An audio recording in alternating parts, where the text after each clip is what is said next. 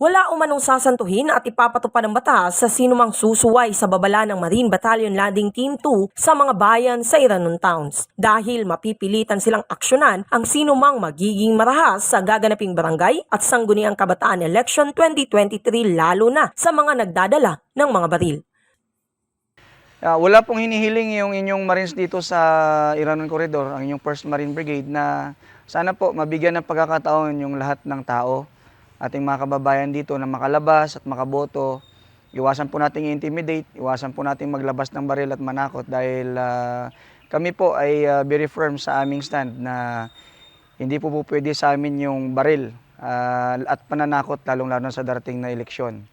And in cooperation with our local PNP counterparts, we'll do our best na maging matagumpay, tahimik at payapa yung magiging barangay NSK elections natin this coming October.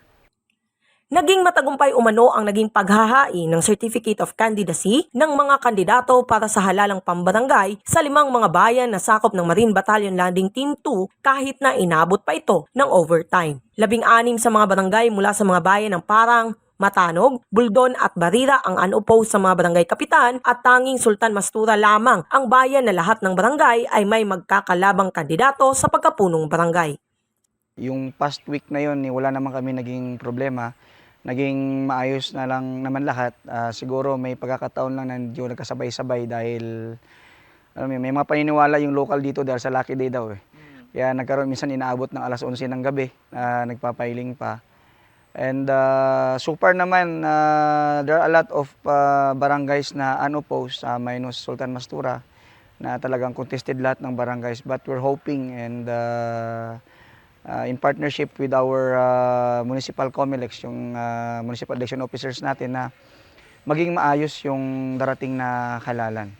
Gayunpaman, patuloy umano ang mga pag-uusap sa iba't ibang lider sa lalawigan ng Maguindanao del Norte na gawin itong mapayapa upang magtutuloy-tuloy ang mga bunga ng mga kapayapaang naidulot matapos maayos na ang maraming hidwaan ng maraming angkan sa Iranon Town sa Maguindanao del Norte.